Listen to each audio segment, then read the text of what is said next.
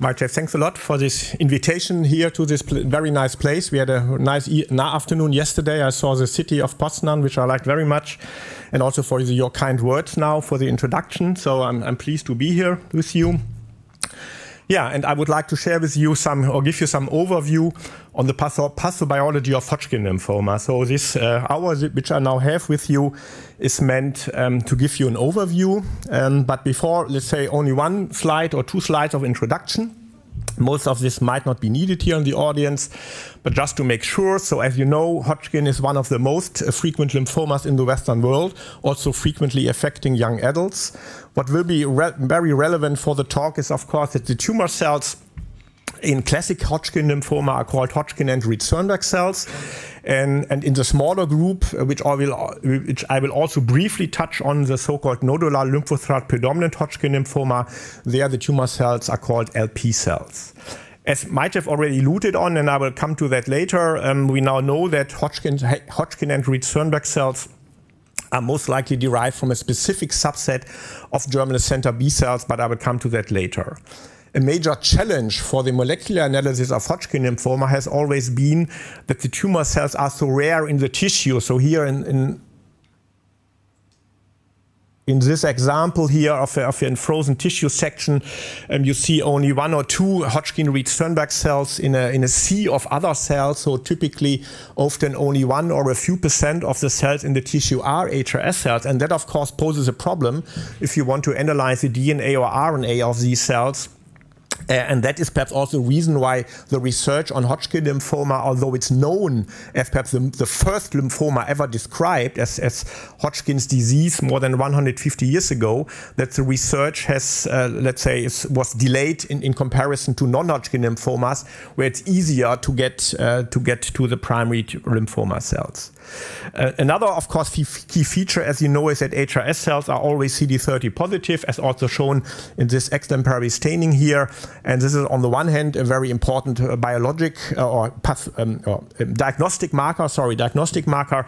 But, and I will also come back to that later, it's now also important for therapy, as you might know. This is the usage of anti-CD30 antibodies, so that the expression of CD30 by HRS cells is an interesting topic on its own. Now, I think it's fair to say that classic Hodgkin lymphoma, but also LP Hodgkin lymphoma, has remained enigmatic for a long time. One of the reasons was the difficulties to analyze these cells, but the other was that this is really a peculiar lymphoma. So the normal lymph node structure is effaced.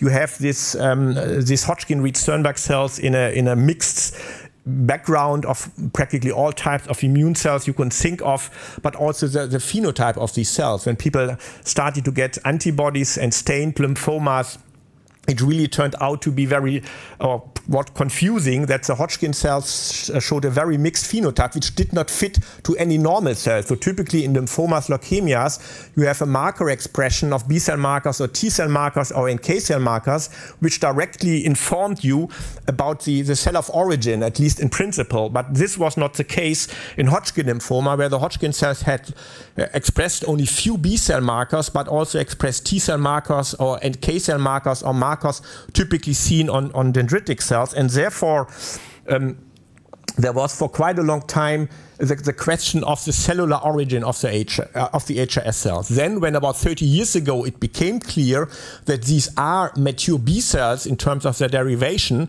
then of course as the next question, the question arose, okay, but then if they derive from mature B cells, what is the reason why they do not look anymore like B cells? Why have they lost their B cell program overall? And then, of course, for all cancers, a key question is, what are the genetic lesions? Which tumor suppressor genes, which oncogenes are affected? Are there chromosomal translocations? And that, as I said, was also a technical challenge. And not only now, let's say in the last 10 to 20 years, we get a much better understanding of that. Then another key question, I think, in Hodgkin lymphoma is that you always have a combination of so-called mononuclear Hodgkin cells and B or multinucleated Reed-Sternberg cells. I think a pathologist would not diagnose a Hodgkin if he doesn't see at least a few Reed-Sternberg cells, so multinucleated cells of the tumor clone. And the question was, why does that come about? How do these Reed-Sternberg cells develop? And I will also come back to that. In one of the other aspects I will address with you. Then Hodgkin lymphoma, classical Hodgkin lymphoma is one of the lymphomas with a link to Epstein-Barr virus. So about 30% of the cases in the Western world are EBV infected with the virus clonally in the Hodgkin Reed-Sternberg cell clone. So the question was, how relevant is that? Then, of course, for lymphoma with often 95 to 99% microenvironments of non-tumor cells, the question is, how is that this complex microenvironment generated? How does it come about that there are so many T cells and other cells infiltrating? And then, based on that also, if there are so many other immune cells surrounding the Reed-Sternberg cells, the Hodgkin Reed-Sternberg cells, how do these cells manage to evade from a control by the immune system? In particular, for example, in those cases where the Hodgkin cells are EBV infected, that should be a target for elimination by NK cells or cytotoxic T cells. So that is another enigmatic question. And of course, as we now know, is also quite relevant for the therapy of this disease. And then finally, as I already briefly alluded on, always in classical Hodgkin lymphoma, the Hodgkin cells express CD30. So many other markers are variably expressed. Some cases are positive, some not. But CD30 you always find. And is that just by chance, or is there a biological meaning behind that? So a number of open questions, and of course I cannot address all of them, but I will try to give you an update on most of the questions that are posed here, which I think are central to our understanding of the pathobiology of Hodgkin lymphoma. And although many of those are far from being completely clarified, but we have made good progress, and therefore in the coming time in my lecture I would like to address 7 topics with you. The first 4 of them are more, let's say, like a review, give you an overview where the field currently stands. And number 5, 6, and 7 are more than reflecting more recent, partly still unpublished data. So also for the expert here in the room to give you some new data and not only an overview talk. So I hope this combination is of interest to you. So let's start with the first topic. I gave you already the solutions about the cellular origin, some type of germinal center B cells. But to be able to understand this for the non-immunologist here in the room, let me give you one introductory slide here. So this is meant as a cartoon to show you an overview about the so-called germinal center reaction, which is a secondary follicle in lymph nodes or in the spleen. So if humoral immune responses with T cell help take place, then antigen-activated B cells are driven into these B cell follicles, and then they become germinal center B cells. They undergo massive clonal expansion. During this clonal expansion, they activate the important process of somatic Harper mutation, which introduces point mutations in the V region genes of the antibody heavy and light chain molecules aiming to improve their specificity for the antibody. Therefore, after this mutation phase, the cells move to the so-called light zone of the germinal center, where they interact with T helper cells and follicular dendritic cells, and then a selection process takes place aiming for selecting B cells with improved affinity to the antigen. These positively selected B cells then can either return back to the so-called dark zone for a further round of proliferation and mutation to further improve the immune response, or once they are good enough, to put it this way, they can further differentiate and become either long-lived plasma cells or long-lived resting memory B cells to establish humoral immunity, which you certainly know quite well. Some of the cells also undergo class switching. The idea is that this mainly takes place in the light zone of the germinal center, so to make memory B cells or plasma cells with IgG or IgA antibodies. However, as these mutations are random, and that is important also to understand Hodgkin lymphoma, actually the vast majority of mutations are actually unfavorable mutations because they might reduce the affinity to the antigen, they might cause the generation of stop codons in the rearranged V gene so that no antibody can be produced anymore. They might cause deletions, insertions during hypermutation, which also cause frame shift loss, and thereby also be destructive. And normally, these many germinal center B cells, which acquire unfavorable or so-called crippling mutations, are very efficiently eliminated within the germinal center microenvironment and automatically undergo apoptosis. Now, with this introduction, I now come to our early work on the derivation of Hodgkin cells. So when we became interested in the early 90s, actually now nearly 30 years ago, to work on this, there was, of course, one idea was perhaps Hodgkin cells are B cells because, for example, they often weakly express the pan B cell transcription factor PAX5 and a few other ones. Although they are Ig negative, they do not express the BCR at detectable levels. So we wanted to test this, and for this we established this method at that time still with glass capillaries. So before laser microdissection was invented, we established a method to microdissect single Hodgkin-Reed-Sternberg cells from frozen tissue sections and then perform V gene PCR. So we aimed to amplify the rearranged V genes from those single Hodgkin-Reed-Sternberg cells. And to our own surprise, nearly all of the cases which we analyzed, or all informative cases with good DNA quality that we analyzed, turned out to carry clonally rearranged immunoglobulin genes, heavy chain and light chain genes. And this already established that these must have been mature B cells because only B cells undergo heavy and light chain gene rearrangements. Moreover, the V genes were in nearly all cases heavily somatically mutated. And as I introduced to you, somatic hypermutation only takes place in the human in antigen-activated B cells in the germinal center. So this made a strong point that the Hodgkin-Reed-Sternberg cells are germinal center experienced.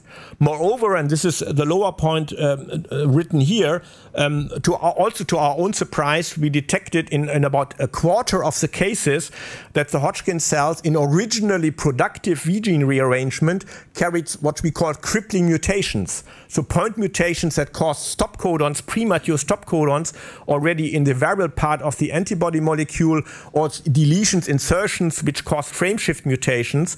So at least 25% of the cases have genetically lost the capacity to express a B cell receptor.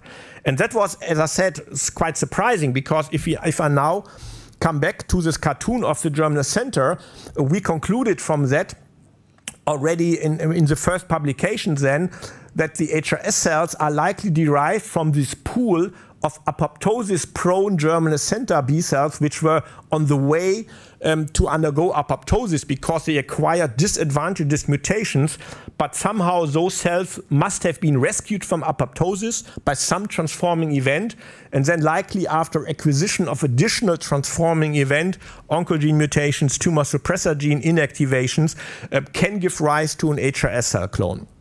And I must say, this scenario is now also nearly 25 or up to 30 years old, and it still holds. So also the additional data that were gained by us and other groups in the following years are still very well compatible with the idea that HRS cells in general are derived from the pool of germinal center B cells which acquire disadvantageous mutations and normally would have undergone apoptosis.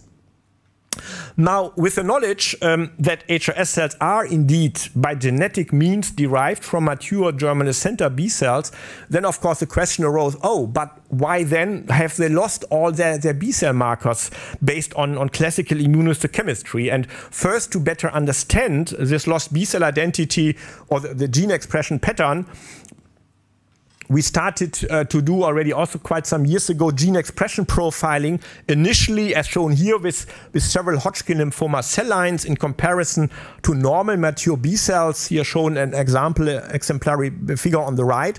And this global gene expression analysis indeed confirmed now in a more global, let's say, way as a prior pathological stainings for many B cell markers that there is a nearly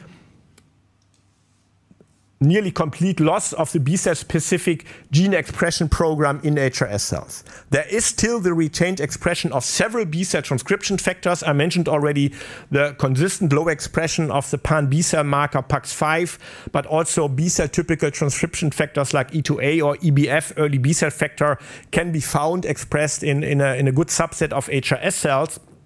And interestingly, also many molecules which B cells normally use for interacting with CD4 T cells, they are also still retained, like CD80 and in a good fraction MHC class 2, already pointing to perhaps an important interaction of HRS cells with CD4 T cells, because those markers were not downregulated as the vast majority. These initial studies here on cell lines published in 2003 were later validated by us also on gene chip analysis of microdissected, so primary HRS cells, which nicely validated that also the primary Hodgkin-Reed-Sternberg cells, which we microdissected from tissue sections, have this global loss, as we called it, of their B-cell identity. But then the question is, okay, but can we understand this? How can it be that a mature B-cell downregulates nearly all of its B-cell molecules and even upregulates some markers which are better known from T cells or NK cells or myeloid cells? And this is meant to give you not a complete, but the type of an overview of this. So some aspects we know. So as I already mentioned, some B-cell transcription factors are actually downregulated, like OCT2, PU1 or BOB1. And then, of course, if these B-cell transcription factors, which regulates hundreds of B-cell genes, are lost, then also their target genes cannot be expressed anymore.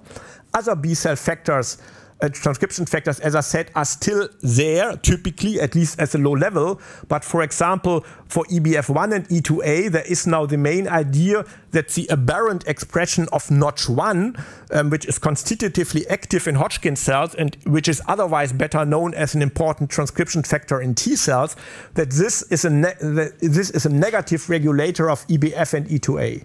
Moreover, another B-cell transcription factor, E2A, which is also typically expressed by the Reed-Sternberg cells, is also inactivated at the protein level, so not at the expression level, but at the protein level, because two main inhibitors of E2A, like ID2, which is an NK cell factor, and also ABF1, which binds and negatively regulates the activity of E2A, are expressed.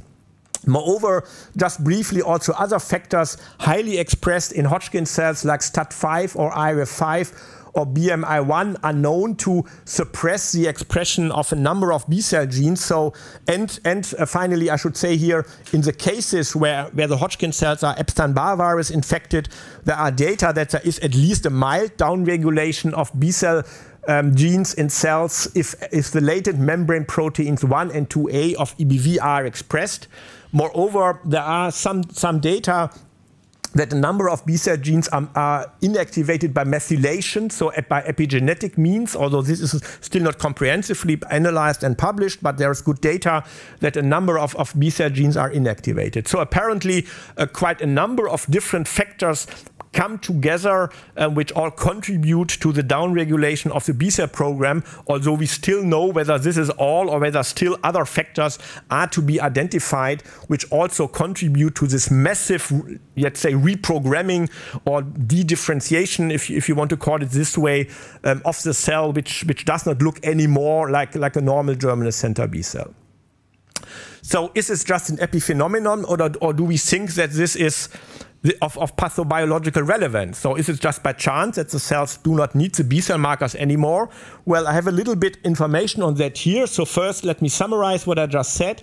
There are apparently multiple factors contributing to the lost B-cell program. I mentioned the downregulation of key B-cell transcription factors. There is an aberrant expression of master regulators of non-B cells. I mentioned ID2 and Notch1. There's an epigenetic silencing of at least a number of B-cell genes. And now, interestingly, to understand, is this of biological relevance, I cite here several studies. One of that is from our group, where people studied what do Hodgkin cell lines do if you enforce the re-expression of B-cell factors like FOXO1, like PU1, like E2A. We worked on EBF1, or if one uses a chemical restoration of the B-cell program. And interestingly, all of these studies showed with different strengths that the re-expression of the B-cell program is toxic for the HRS cells. So apparently the lost B-cell phenotype is not an epiphenomenon for the Hodgkin cells, but what these work on the Hodgkin cell lines indicates that's really a survival factor for the Hodgkin cells. And the speculation, the idea, what that could mean, from that is I try to elucidate here. So, as I said earlier, in the normal germinal center reaction, there is a strong selection on the B cells for expression of a functional and high affinity.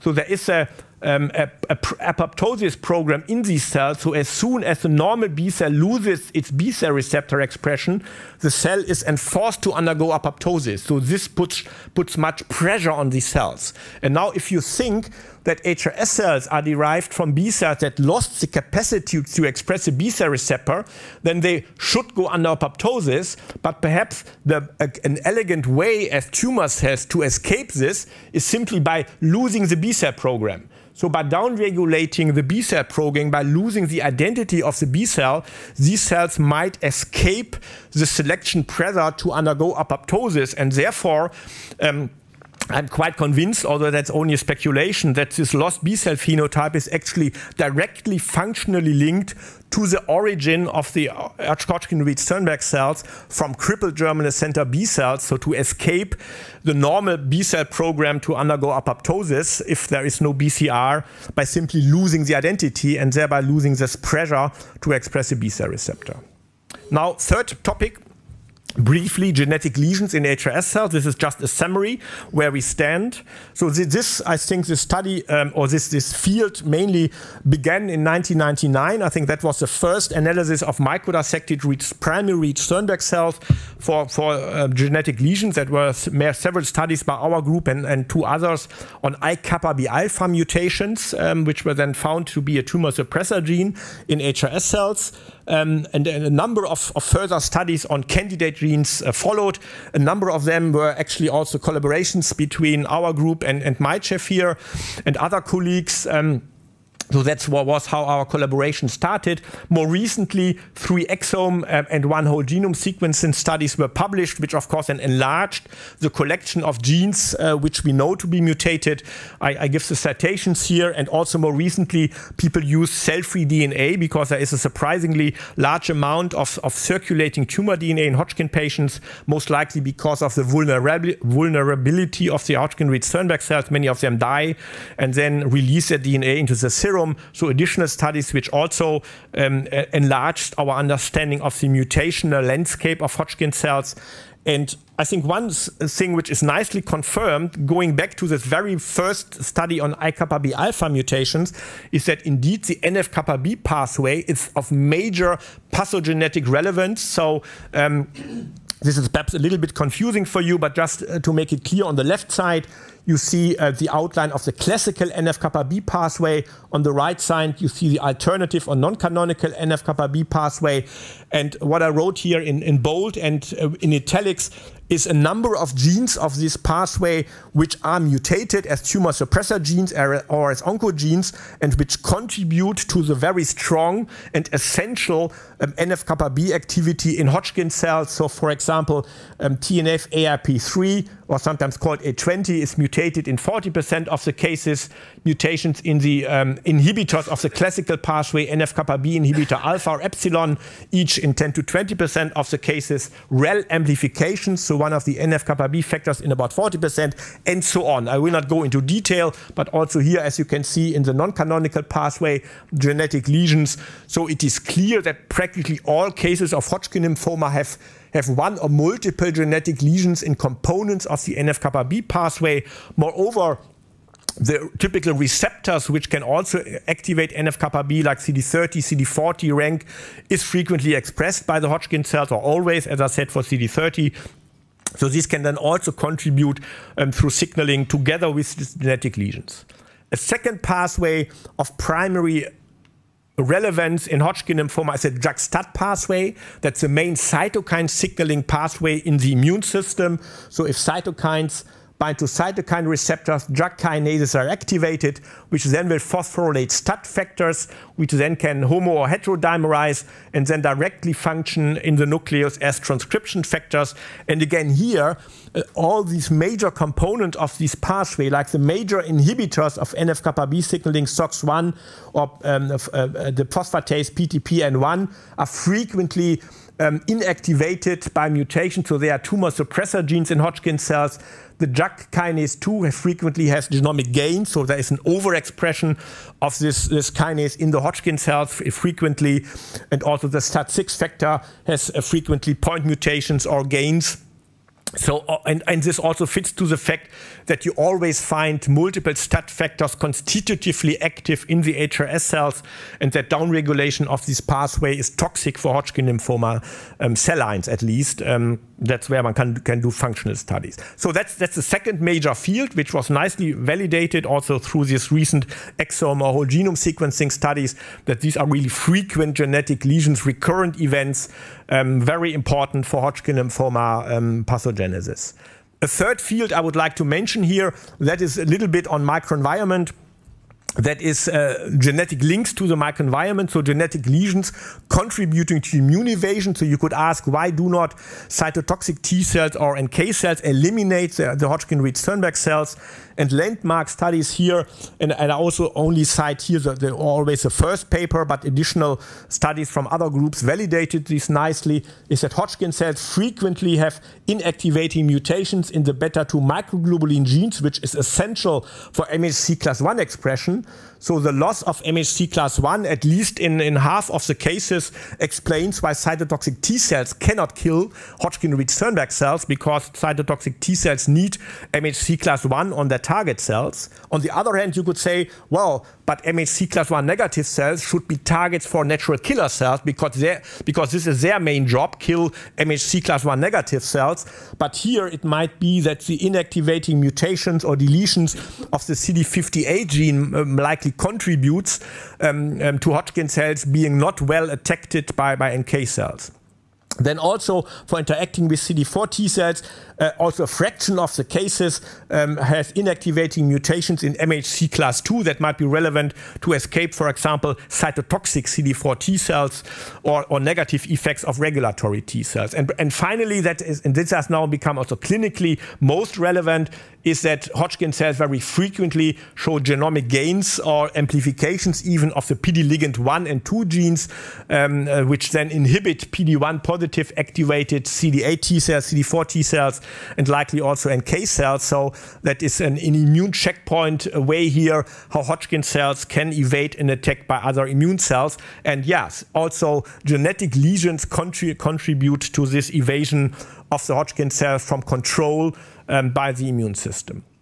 There are also other recurrent mutations. This is just a selection of a few other genes which are not in the NF-κB or JAK-STAT pathway, but just to mention them briefly, also P53 mutations or CD95.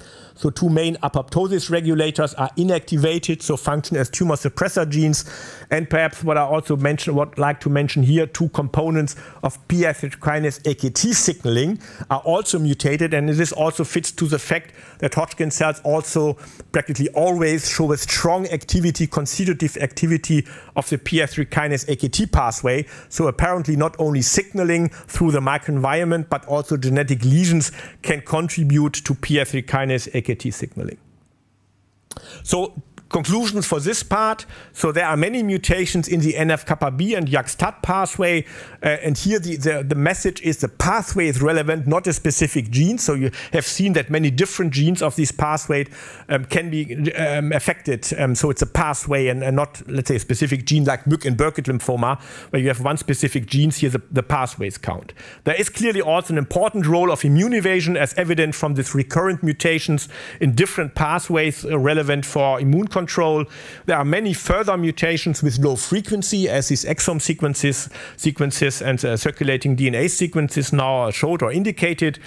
But interestingly, nearly all of the mutations are also known from B-cell non-Hodgkin lymphoma. So I would say there are hardly any mutations. Perhaps XPO1 is rare in other lymphomas, but in general, also all of these lymphomas or pathways are also mutated in like diffuse large B-cell lymphomas or follicular lymphomas.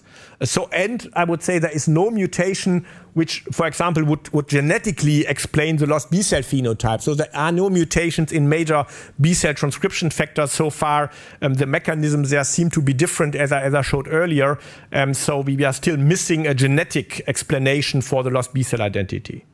And therefore, okay, if there are no so Hodgkin-specific mutations, why is then Hodgkin so different from other lymphomas? And here again, also, I would like to finish only this part with a speculation. So it's perhaps the combination of the pattern of mutated genes and the specific cell of origin. So a mutation might function different if it happens in a, let's say, in a memory B cell or in a crippled germinal center B cell. And that is perhaps explains why you have a different outcome, because the cell which acquired that mutation is quite different. Good. Then briefly, I think now the fourth topic, which I wanted to address, this enigmatic feature. Why are there always a combination of mononuclear Hodgkin and B or multinucleated Reed-Sternberg cell as a clear hallmark of classical Hodgkin lymphoma? So this is a key feature of classical Hodgkin lymphoma. The tumor cell population is always composed of a mixture of mononuclear Hodgkin and B or multinucleated Reed-Sternberg cells. And there was, and therefore already since quite some time, always a question, what is the mechanism? Is there perhaps a fusion of two independent cells, like a B cell and a monocyte? Because that could then perhaps explain this confusing phenotype if the Hodgkin would derive from a B cell and a dendritic cell, or a B cell and a monocyte fusion. And we also analyzed this 23 years ago. This Küppers et al. Blood was from our group. Daniel Reh was from Volker Diel's group in Cologne also. But no, there is no indication that is a fusion of two different types of immune cells. Or could it be a mitosis without cell division, or could there be some other mechanisms we could not think of? And the study that was mainly performed in Martin Hansmann's group in Frankfurt, together with microscopy colleagues from there, and we also contributed to that. There the idea was to perform long-term time relapse experiments with Hodgkin lymphoma cell lines to see how the cell lines behave, because also the cell lines are always a mixture of mononuclear and binucleated cell. And this is now studied, published already 9 years ago, but it was published in PNAS, and I think even some people have overlooked this. And the interesting finding was that here, if you see now, I do not have the films, they are online on PNAS, but just screenshots from the films. And here, for example, one Hodgkin cell was followed before it divided. Then you could see that the cell started to divide. Then it looks as if the cells are completely separated, as if we here have a normal cell division now with two mononuclear Hodgkin cells. But then a few minutes later, those two daughter cells came together again and they refused, and in the end the people saw, or we then saw, a binucleated Hodgkin cell. Down here is a second example. And it was always the case that not two neighboring Hodgkin cells simply came together and fused, but it was that after a seemingly complete cell division, where it looks as if we had two separate cells, those cells came back together again and then refused in a way to become one Reed-Sternberg cell. And then the question was, okay, but are they then really separate, or why is it always the two daughter cells which come together again? And therefore, our colleagues in Frankfurt made an experiment where they used fluorescently labeled tubulin to have a look at the cells.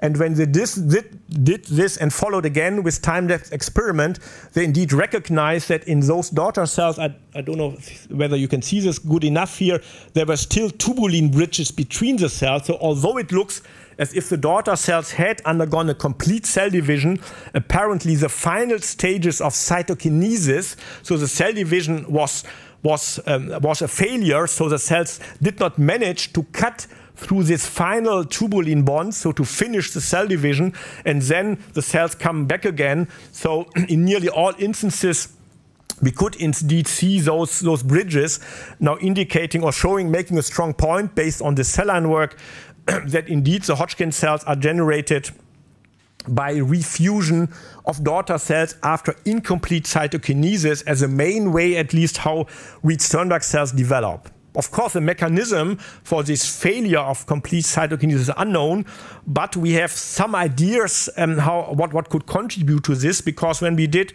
our gene expression profiling analysis of primary microdissected HRS cells and compared the profiles to normal CD30 positive B cells and to diffuse large B-cell lymphomas and follicular lymphomas, we recognized when we focused on genes with roles in mitosis and cytokinesis that many of those genes were specifically downregulated in the primary HRS cells. So all this green here means those genes are absent or strongly downregulated.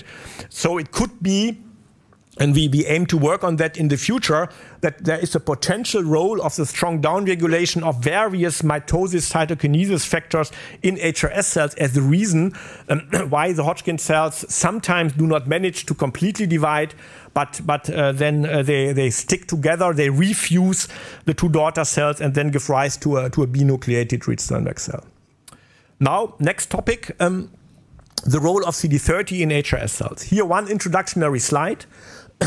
So normally CD30 is considered as an activation marker, and in the normal immune system it's only expressed by a subset of activated B and T cells, but typically the cells are very rare. So if you have a reactive lymph nodes, it's typically less than 1% of activated B or T cells that express this member of the TNF receptor superfamily.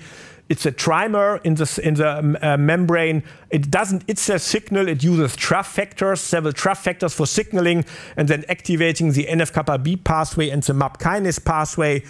As you certainly know, CD30 is not only expressed by classical Hodgkin lymphoma, but also by the T-cell lymphoma, anaplastic large cell lymphoma, and by the B-cell lymphomas, primary mediastinal B-cell lymphoma, and some diffuse large cell lymphomas, for example. As I briefly said, it has now also become an important therapeutic target because there is now a toxin-coupled anti-CD30 antibody, brentuximab vedotin, which can be used, I think, mainly in advanced stage Hodgkin lymphoma patients to kill off the Hodgkin cells by this toxin-coupled anti-CD30 antibody. But you could argue, okay, the Hodgkin cells express CD30, but why is that still needed? I explained to you how many reasons there are for this constitutive NF-kappa-B activity in the HRS cells. But why then is CD30 still needed to make NF-kappa-B, for example? So why do the cells stick to express CD30? So therefore, also other groups like Michael Hummel in Berlin, for example, and a group from Watanabe et al. From Japan worked on that already, as you can see here, many years ago, like 20 years. It was of interest. People used like triggering of CD30 with Hodgkin cell lines, or used microRNAs or shRNAs to downregulate or downmodulate CD30.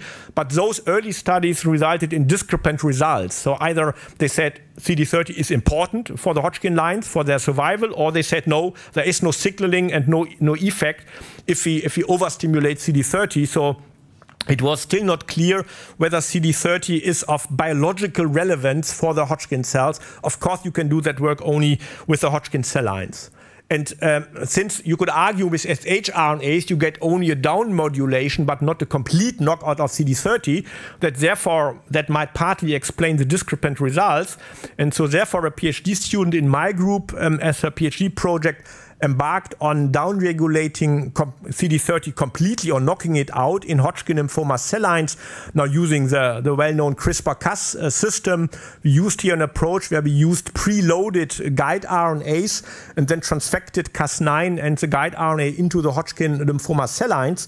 And the interesting result one interesting result was when we did this with different guide RNAs and controls, that we were quite efficient in downregulating or knocking out CD30 in most of the cells in the cell line. After a few days, you could see that most of the cells had become CD30 negative. But then interestingly, if we continued the culture for up to 1 month, we saw that the CD30 negative cells were by and by overgrown by the remaining CD30 positive cells. So apparently, knockout of CD30 was a gross disadvantage for these cells. So as long as there are still CD30 expressing cells in the same culture, these other cells have a growth advantage and would, after some time, overgrow the poor cells which lack CD30.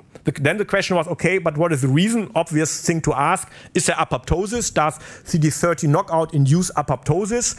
And yes, as you can see here, we did this work for 4 cell lines, HDLM2, OHO1, KMH2, L428. And indeed, in 3 of the cell lines, we saw a significant increased frequency of annexin 5 positive cells, which is typically one of the markers for early apoptosis. And when we then looked for active caspase-3, a main executor of apoptosis, then at least in 2 of the cell lines, we also saw a significantly enriched frequency of active caspase-3 positive cells in comparison to the control guide RNA, which did not downregulate CD30. So indeed, CD30 knockout induces cell death in 3 of the 4 Hodgkin lymphoma cell lines, and this at least partly is mediated by classical apoptosis with caspase-3 activation, which we could show at a significant level in 2 of the 4 Hodgkin lymphoma cell lines. But then the question is, okay, so apparently CD30 has a role even in the cell lines where there is no ligand around, so that you also have to keep in mind, apparently there is an autonomous signaling of this highly expressed receptor because the cell lines grow without the presence of CD30 ligand positive mast cells or eosinophils. So there might even be, or there must be an autonomous signaling. Then the question was, okay, what is the biological relevance of that or the effect of that? So therefore, the classical experiment to do is to perform RNA sequencing. So we did this for 3 of the 4 cell lines. We again made CRISPR-Cas experiments with a control guide RNA and with 2 CD30 specific guide RNAs. And then for these 3 cell lines and the 3 conditions, we made this RNA sequencing. And then we looked what is the consequence on the gene expression if we downregulate CD30. And a somewhat perhaps surprising or disappointing fact was that we did not see a strong effect on NF-kappa B. So actually only 1 of the 3 cell lines, HDLM2, showed by gene set enrichment analysis here on the right side a clear downregulation of NF-kappa B genes, but apparently CD30 is not so important for NF-kappa B. There, all these genetic lesions which are mentioned might then perhaps be sufficient in the Hodgkin lymphoma cell lines. However, when we looked at specific other genes of interest, which we know are important for Hodgkin cells, there we saw a significant downregulation. So here, for example, shown is the downregulation of several cytokines and chemokines. And classical chemokines like CCL17 and CCL22, which are important in the Hodgkin lymphoma microenvironment to attract CD4 positive T cells, Th2 cells and Treg cells, they are significantly downregulated in the Hodgkin cells. And we confirmed this also by qPCR on the same cell line experiments. And on the other hand, also IL-13, which is an autocrine growth factor for Hodgkin cells because they express the cytokine and its receptor is downregulated.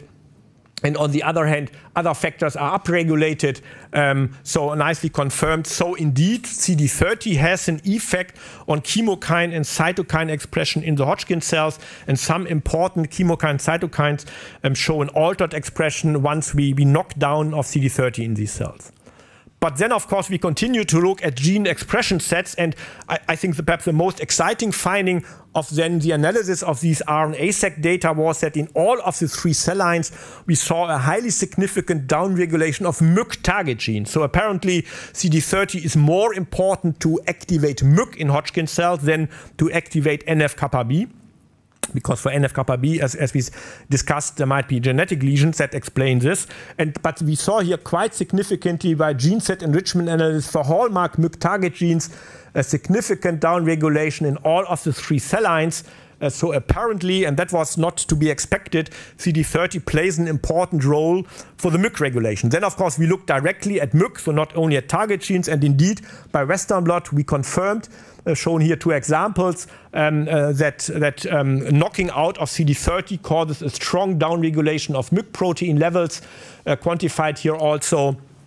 And that might be relevant also for the effects of CD30, because we ourselves and another group previously showed that downregulation of MYC is toxic for Hodgkin lymphoma cell lines. So one of the toxic effects of CD30 down knocking might be that this causes a less activity of MYC, and this is an important survival factor. So this has somehow reconfirmed this work that apparently MYC is an important player in Hodgkin lymphoma cells, although there are no translocations or gains of MYC as you see it, for example, in Burkitt lymphoma. So here apparently signaling, like signaling through CD30, contributes to the strong MYC activity in addition to other factors like of the AP1 family. So, to summarize this part, there is clearly a growth disadvantage of CD30 depleted cells. There is increased cell death of HRS cells, partly at least mediated by apoptosis. CD30 influences chemokine and cytokine expression, and I think as a major finding, knocking down of CD30 downregulates MYC target genes in HRS cells. This might be one of the factors for this toxic effect of CD30 knockout, and therefore we conclude that indeed this consistent expression of CD30 by HRS cells is not just an activation marker, but indeed is of pathobiological relevance of these cells. And these data are not yet published. We are doing the final validations and some additional experiments. Now, coming to the last topic, which I would likely briefly mention, that again mainly a study from Frankfurt, from the team of Martin Hansmann and Silvia Hartmann, here together with the team from Homburg, Saar, Lorenz Turner and Michael Freundschuh, who unfortunately died a few years ago. This is now a brief project on nodular lymphocyte predominant Hodgkin lymphoma and the B-cell receptor. So as I said, in the classical Hodgkin lymphoma, the B-cell receptor is not expressed, but in nodular lymphocyte predominant Hodgkin lymphoma, there is consistent BCR expression. And this poses another question, whether this BCR might be of relevance, because it has become an important topic in recent years, also for B-cell non-Hodgkin lymphomas, that apparently often triggering through the B-cell receptor can be part of the transformation process of B-cells. So, for example, in chronic lymphocytic leukemia, diffuse large B-cell lymphomas and many mild lymphomas, people recognize that the BCR is often autoreactive, so that there can be a chronic stimulation of the B-cell receptor of lymphoma cells if they recognize something in our own body which cannot go away, so you get a constant triggering of the BCR, and that might be a survival and proliferation signal for these lymphoma cells.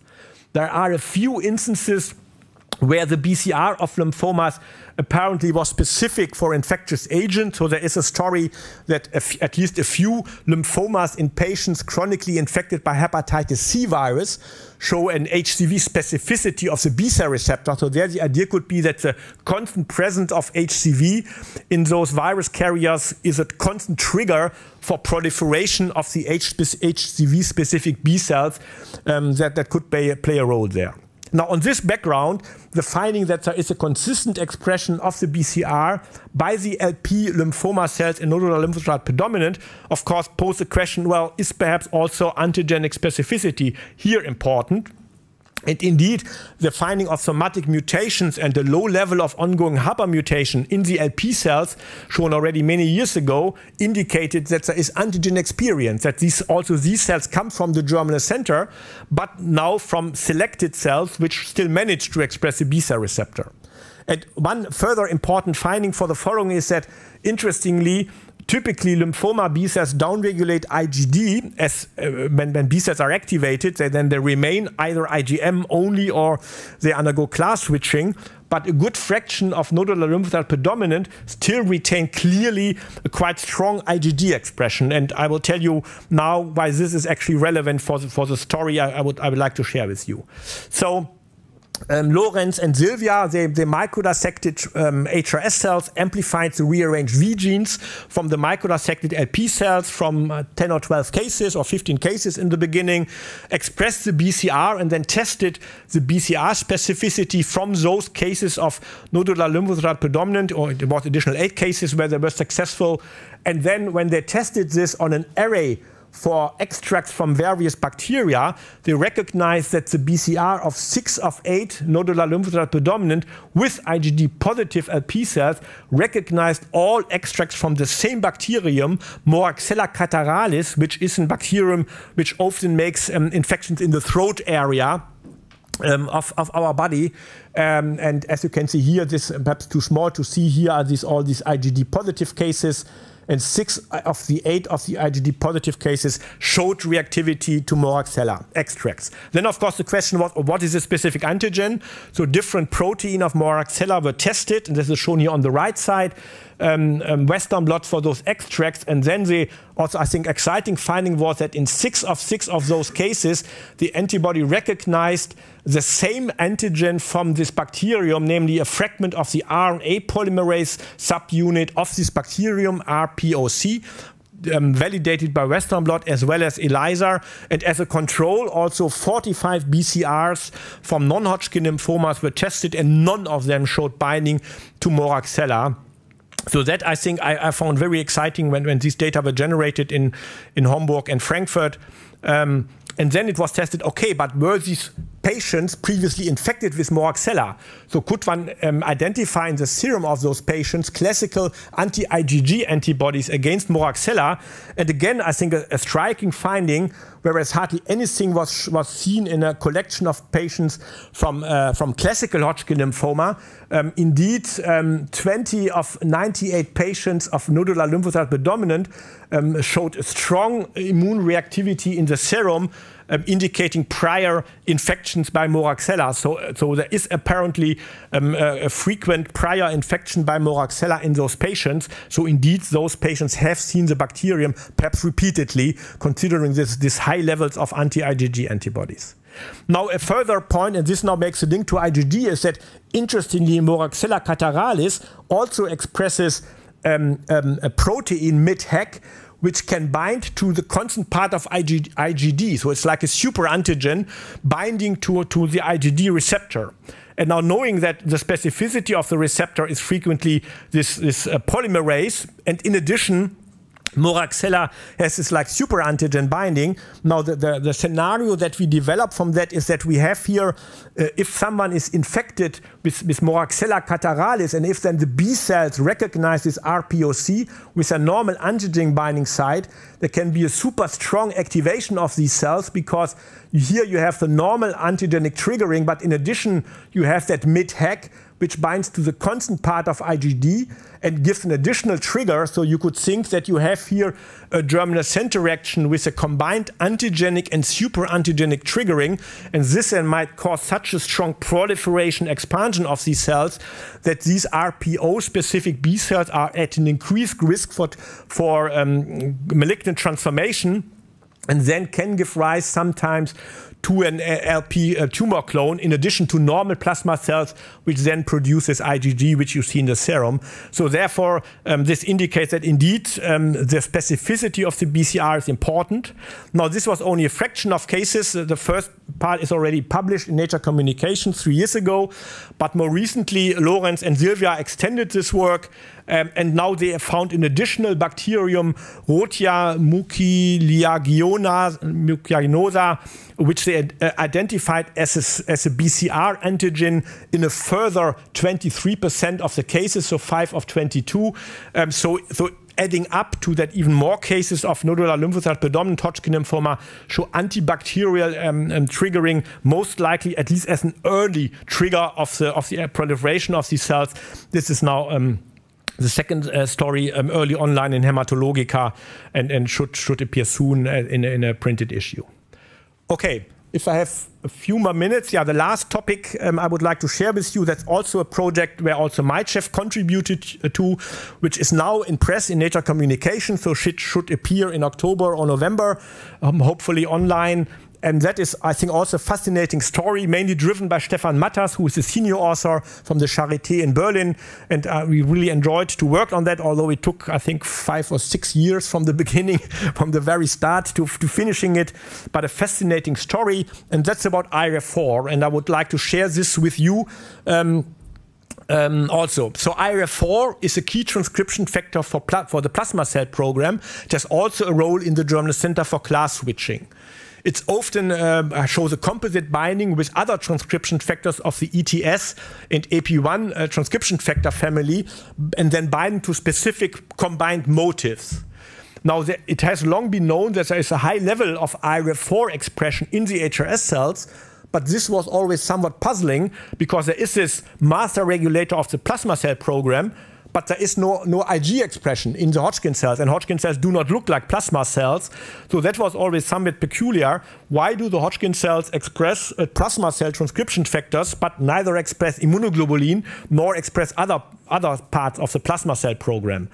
And this promoted now us to work on this, and I think initially with Hodgkin lines, and this also worked together with Maitchev, was that indeed when IRF4 was analyzed for mutations, then it was recognized that a specific point mutation at position 295, a T2C exchange, was first identified in 2 of 7 classic Hodgkin lymphoma cell lines, L428 and UHO1. And this causes an amino acid replacement. So cysteine at position 99 at the amino acid level is replaced by an arginine, I think it is. And this is interestingly in the DNA binding domain, as is shown here on the right side, DNA binding domain of IRF4. Now the question was, is that also relevant, or is this just an effect in the cell lines, or is it really also relevant for primary Hodgkin cells? And therefore that is then was our co-contribution to this in our group in Essen together with Martin Hansmann. So we microdissected HRS cells from 19 cases of classical Hodgkin lymphoma, and in 3 of the cases, so 16%, we also identified the very same 295 T2C exchange in the Hodgkin-Reed-Sternberg cells of those 3 cases which we analyzed.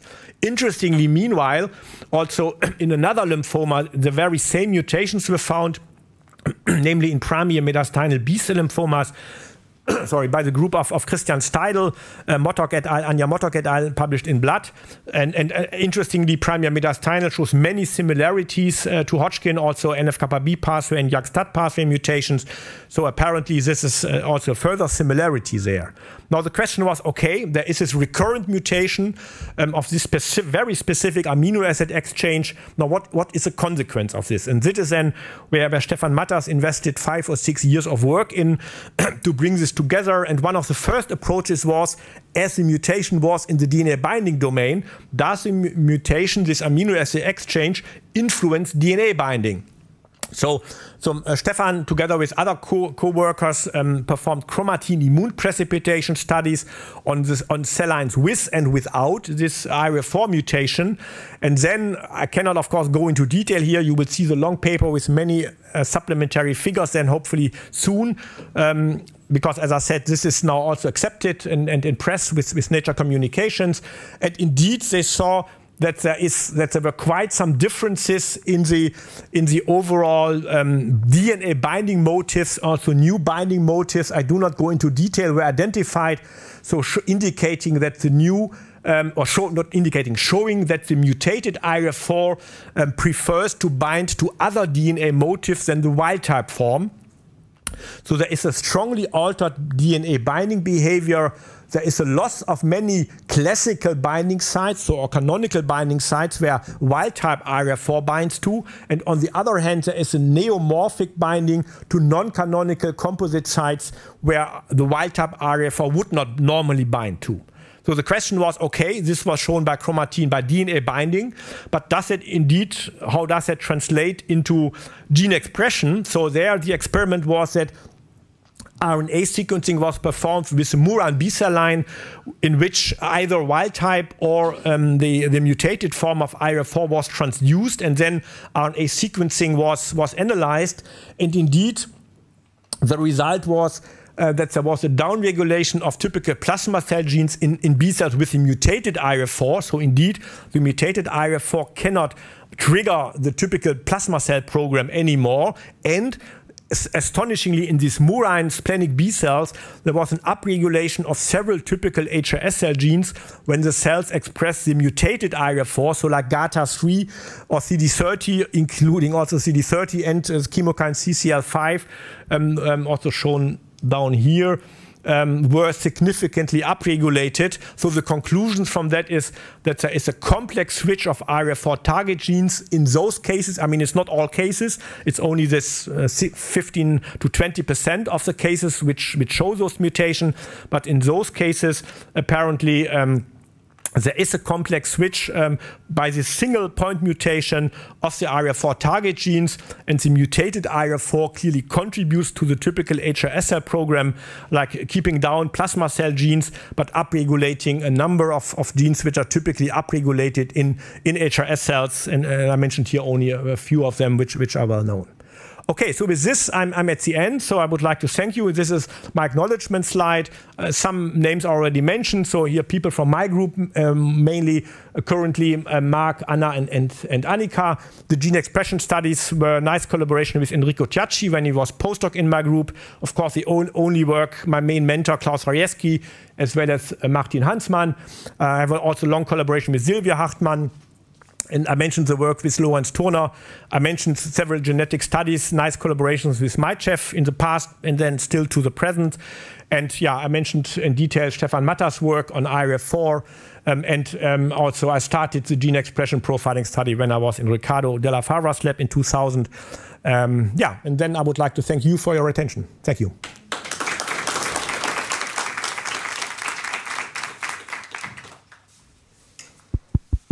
Thank you very much. Beautiful talk. Other questions from the audience? Yeah, several questions. Okay, I will start with Professor. Fantastic lecture, Ralf, and Thanks. Really congratulations. I think as a clinician, you know, you summarize very well what kind of characteristic features have these cells, how they created, but still we are missing one important point. What really caused that such a cell is created. And my question is related to the fact, which I show in my lecture, that there is a clear relationship between the incidence of Hodgkin lymphoma, there is a seasonal incidence. Mm-hmm. So there is a clear influence of, I would say, infections, not only EBV, but mm-hmm. general viral infection. And you may create such a hypothesis that this environment, you know, responds to inflammation, to a viral infection, mm-hmm. just creates conditions in which you create, as you clearly show, you have a lot of B cells which, let's say, have to die, but there's a stochastic event mm-hmm. which creates such a cell which is somehow rescued by all these mechanisms mm-hmm. you show. And to verify this hypothesis, you may, let's say, I'm just thinking, you know, there's so many people who are infected, mm-hmm. but if you, let's say, have the incidence of stochastic mutation, then you can calculate how many people with Hodgkin lymphoma can be created, right, can be developed. And this is why some of them have no any genetic, let's say, background, mm-hmm. because it just happens, right? It just happens like the somatic mutation which happened during the response. This could be very simple, but I would say provocative hypothesis that infection creates an environment for mm-hmm. stochastic events which happen and then create the cells which we recognize. And somehow based to your, as I said, fantastic lecture, I think, for example, some of the disease, some other lymphomas, let's say, have little bit different mechanism, and then maybe the same happens, you have the same event, and then some people develop primary medicinal mm-hmm. B-cell lymphoma, you know, the same mm-hmm. age, the same type of good response to chemo, right? But a little bit different, and then the disease is a little bit different. So how you find this? Yeah, I mean, in principle, I agree. I mean, we can only speculate about this, but I mean, considering that Hodgkin cells come from the germinal center and the germinal center only develops if there is an infection or an immune response going on, be it a foreign antigen or a chronic inflammation or something like that. So indeed, you could say if you have particularly many or strong germinal center reactions, perhaps by some seasonal infections or so, this could increase the risk because then you have more germinal center B cells or protected germinal center reactions, that this increases and the risk that in those germinal center B cells during, for example, the processes of hypermutation, mutations happen also in oncogenes, as I showed you here, the many examples in the NF-κB and JAK-STAT pathway. Some of those genes can be targets of aberrant hypermutation, so that it is a dangerous place if B cell is in the germinal center, and then it depends which genes are hit and in which type of germinal center B cell, whether you get a follicular lymphoma or a primary mediastinal lymphoma. So that is clearly contributing. And regarding the infections, indeed, as you partly alluded on, there was always the idea, is there something in addition to EBV? A number of groups looked on that. We also performed a study on measles virus. And I think there's even, besides the seasonal thing, which I actually was not so aware of, there are also interesting epidemiological data from old times, which many people might not know anymore, that there is apparently an increased risk for Hodgkin lymphoma in single child families. So if you do not have brothers and sisters, you apparently, and if your parents are high income, then apparently you have an increased risk to develop Hodgkin lymphoma. And there the idea was, this is typical if children do not go to the kindergarten. I don't know whether you know that word in Polish. So you play more on your own. You have a delayed exposure to viruses, to bacteria. And then if you then, as a young adolescent, might be exposed to them, then that might then make a more severe disease and increase the risk. So that was always also an idea where people thought about infectious agents, this epidemiological feature, increased risk for Hodgkin lymphoma, particularly the young age group, the nodular sclerosis, young adult group, that there could be a role. But so far, we discussed this before your lecture briefly, looking at other herpes viruses, measles virus, did not really find them. But as you said, it doesn't have to be that the virus is like EBV in the tumor cells, but it could be that there was, let's say, some chronic infections, and then this always stimulated the immune system. So even if the virus is, or the bacteria is then gone away, it might have increased the risk for this transformation of these germinal center B cells. But I think epidemiologically, there is no clear indication, let's say, that all patients had measles infections before or something like that. But it might be that it's still overlooked and not really known which virus that is. Yeah. Yes, there is a question in the chat about CD30. You showed a clear growth advantage in CD30 KO cells, while in clinical CD30 antibody alone does not have cytotoxic effect. Do you have any ideas about that? The CD30 antibody conjugated drug, brentuximab vedotin, instead of CD30 antibody alone, shows therapeutic effects in classic Hodgkin lymphoma patients. Yeah, there my answer short. I do not know the details, but there the question is, of course, if you have an antibody, the question is the antibody agonistic or anti-agonistic? So is that antibody that were used or tested without a drug conjugate, whether really inhibiting CD30 signaling or not? You could even have antibodies which stimulate signaling. And as I also said, that could also be part of the answer. In the Hodgkin cell lines, at least, you do not need the ligand anymore. In the cell line, there is no ligand, but still the receptor is important. So potentially, as a speculation, it could be that also in the primary cases, sometimes you need CD30 ligand triggering through mast cells and eosinophils, which one regularly finds in the Hodgkin lymphoma microenvironment. But it might be that the strong expression also there is so strong enough that you get triggering of the receptor even without ligand. And therefore, if you bind an antibody to CD30, you could still get triggering of CD30, the effects.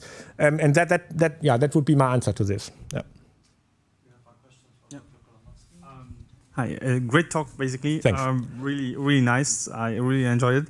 I mean, about the part with this NLP Hodgkin lymphoma. You mentioned about these Moraxella catarrhales. Sorry, I didn't know it before. So the question is, okay, again, like we discussed, like the infections can trigger a particular part of the Hodgkin lymphomas, but the point is like, did you find? You said like you find like 20% of patients being prone or somehow high level IgG, so yeah, showing that they were previously definitely infected by Moraxella. Yeah. Was it more than in standard population? Yeah. It's more. Or that was also the control here was the classical Hodgkin lymphoma patients, and there it was much less and only, I don't know, two of 100 patients. That was the direct control that was done here. So in general, we can say that there are like specific pathogens, you would say, that can trigger this signal. So it means like it may be mechanistic somehow. Yeah. I mean, it's not, of course, understood why specifically then this lymphoma develops. I mean, it's this fascinating thing. I think that is the idea. You select to retain IgD because only then you get this is triggering by mid-hack, the additional super antigenic triggering. I think that is now the explanation. Why are then 20% of the LP cases keep their IgD expression, because that is their additional antigenic trigger. But of course, I think in the end, I would assume that this is an early event. So this to trigger this long-lasting germinal center reactions or the super germinal center reactions, which we do not know, which we do not see. I'm not aware that those patients as patients still are constantly more axilla positive. So it might be that, I mean, that fits to your idea that at the stage when the patient is diagnosed, more axilla is gone. I don't know, let's say, how frequently those patients were infected, but it might be for this initial germinal center reactions. There, perhaps repeatedly, the cells are strongly triggered, and then the germinal center is a mutagenic place and might cause the disease and the development of this. But I do not assume or do not propagate here that those patients are constantly. So it might be that at the time of diagnosis, the bacterium is eliminated by the rest of the immune system. But the story is fascinating because from clinical point of view, these patients really have sometimes disease for years. Sometimes. Yeah. If you ask them, oh, I did have the really mild, for many years. Yeah. So this really very well suits to this. The story really fits to the clinical picture. It's really fascinating. Yeah. Really fascinating. Thank you. There is a question of Professor Ralf Küppers. Thank you. It was a great talk. Thanks. I just wanted to continue this discussion along the line of an infection, because I'm consulting the patient as an immunologist. And, okay. And of course, we should put more attention on a link between innate immunity and then what happens next. In my observations, if you have, for example, long COVID situation, and you have a high cytokine level, that's why I was a little bit surprised by your downregulated and upregulated cytokines, which does not seem to be very specific. But when you have a long-term COVID with a high cytokine level, specifically TNF-alpha, then these women would get vaccinated after that, and then even increase the cytokine level. That's why we are warning as immunologists that before you will go to the third or fourth or fifth booster, it would be good to see the cytokine level, because then you create pro-inflammatory environment. And you have shown so many mutations, but mutations do not come out of the blue. They come because you have a pro-inflammatory environment, and then these mutations are non-repaired. That means that the situation is perpetuated. Right, yeah, exactly. Most possibly by NF-kappa-B, not necessarily through CD30. But then, after the end of this high cytokine level, you will have lymphoma induction. That's what we observe, right? Whether it is specific, non-specific, different matter. Yeah. But the link from innate immunity must be studied very carefully before we go for vaccination or enhancement of a pro-cytokine environment. Yeah, so just as a comment more than an answer. So that's clearly the case. I mean, the Hodgkin is really like a cytokine factory in that sense. So the Hodgkin cells themselves produce a myriad. I think there is no other immune cell that produces so many cytokines and chemokines at such a high level. But then you have this massive microenvironment which also produces cytokines, chemokines. So that I left out because that could be a lecture on its own, the microenvironment in Hodgkin lymphoma. And so clearly in this microenvironment, the Hodgkin cells are dependent on cytokines like IL-13 and a number of other ones. I mentioned IL-13 here.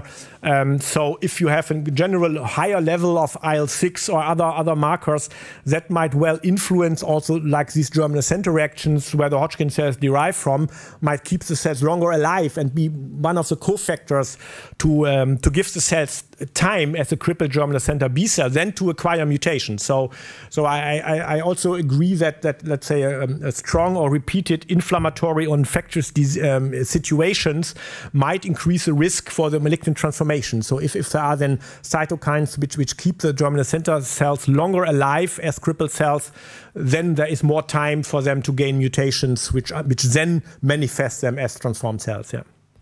I also have a question. So you mentioned during your talk that there are actually no genetic lesions targeting genes that could explain the loss of B-cell phenotype in the HRS cells. But with one exception, IRF4 would now be a contributor. That's true. Yeah. But what about epigenetic? Is it not that the massive epigenetic reprogramming of the cells is actually the mechanisms that explains loss of B-cell phenotype? That's certainly massively contributing to this. I mean, this is not, let's say, in terms of publication, this is mostly candidate genes, so that DNA methylation of the PAX5 promoter or EBF1 or so was analyzed in previous years. And I know that you are also working on this field.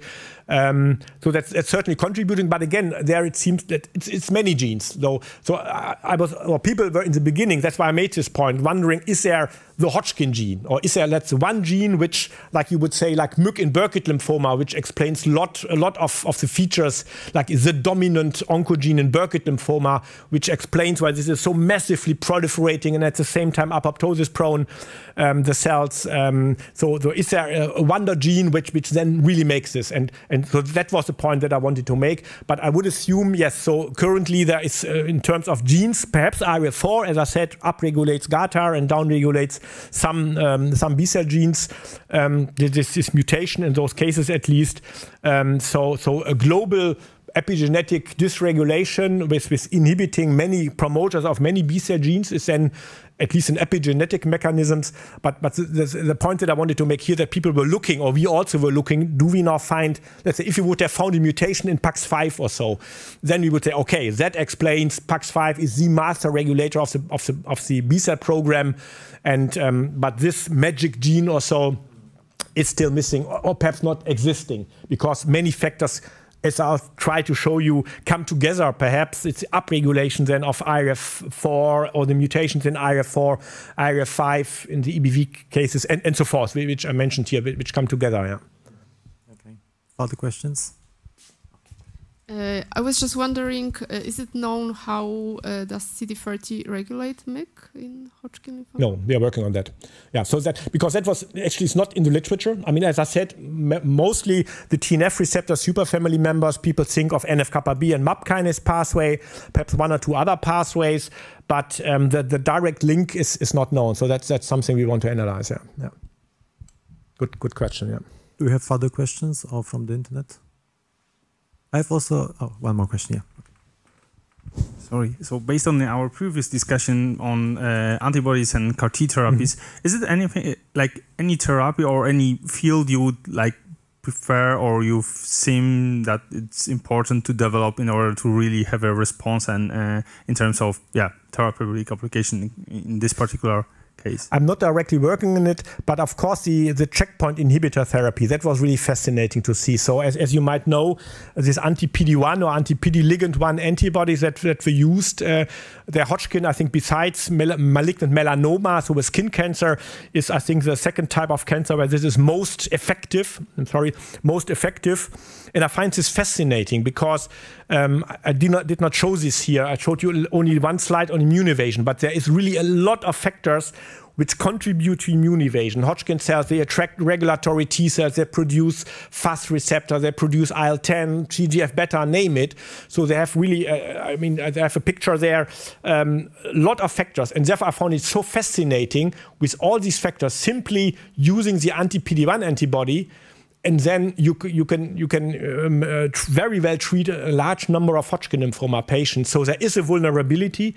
I think that is really one of the reasons why Hodgkin lymphoma is one of the best treatable cancer, also even by standard chemotherapy. My speculation there, I should call it a speculation there, is it is also the origin of these cells. These are really fragile cells. These are somehow cells which were meant to kill themselves by apoptosis as failed germinal center B cells, but somehow they just made it to survive. But still, they cannot really make cell division. The Reed-Sternberg cells that perhaps also I can mention here, the Reed-Sternberg cells cannot proliferate any further. So it's only the Hodgkin cells that can proliferate. Once the cells are bi- or multinucleated, they are dead end. So even a fraction of the lymphoma cells, they contribute to the microenvironment and to cytokine secretion and to the tumor mass, but they cannot proliferate anymore. That also this live cell imaging studies showed. Once you are a bi or multinucleated cell, the cell has such a cropped up nucleus that further cell division is hardly ever possible for these cells. So I think they are fragile. They are, let's say, at the edge of survival and dying, and that is for me, as a speculation, the reason why the classical combined chemotherapy or radiation therapy is so successful. They are vulnerable, and apparently they invest such a large work in immune evasion and had all these chemokines, all these inhibitory receptors, so many cases with this PD ligand 1 amplification. They really invest so much for immune evasion. But that might be that because they are so vulnerable, and then it's even sufficient to use an anti-PD-1 antibody, and then although there is still TGF-beta and IL-10, but then cells of the immune system, but interestingly, it's most likely not CD8 T cells, that's also not really clarified, which are then the cells which kill the Hodgkin cells or eliminate them, and is it really killing of the Hodgkin cells? So there are cytotoxic CD4 T cells in the discussion, and K cells are in the discussion, or people also think, because often also macrophages are PD ligand 1 positive, perhaps this therapy kills the macrophages, and then the Hodgkin cells miss the support by the macrophages, and then they die. So it's still not really understood. There's even the idea that there is autonomous signaling. So Stephen Ansel showed a few years ago, I think it was not so much recognized in the literature as it should be, that he showed that you could stimulate Hodgkin cells through PD ligand 1. So it's not only a molecule to inhibit PD-1 positive cells, but there is an active signaling through PD ligand 1 into the Hodgkin cells. So these antibodies might also function by inhibiting this signaling. So that's fascinating. But I think considering this vulnerability of the HRS cells, further work on other checkpoint inhibitors, combined therapies, perhaps with CTLA4 antibodies, that this apparently could be very promising and much less toxic than irradiation therapy or chemotherapy, of course. Yeah. I have also a more technical question, because you showed your CRISPR-Cas9 experiments with Hodgkin cell lines. Have you ever succeeded to establish single clone cell lines from the edited Hodgkin cell lines? No, I think this will be a tough work. I think the cells, once they are vulnerable. So even as growing cell lines, if the concentration of the cell lines gets too low, they start to grow. It's not like a Burkitt or a diffuse large cell lymphoma cell line where single cell cloning is easy. There are, I think, ideas if you would need a feeder concentration, like some fibroblast, or perhaps fibroblasts which produce some cytokines in addition, that could work. But I'm not aware that ever in a paper a single cell subcloning of Hodgkin lines efficiently worked. And as they grow so slowly, I mean, orders of magnitude slower than a Burkitt line, I think you would really have to wait a long time if you start again from a single cell. And so we never really even attempted this. Yeah. This is something we try to attempt, but okay. with a lot of cautious. Yeah. Are there further questions or something from the internet, from chat? If not, then thank you very much. Yeah, again. thank you for your attention.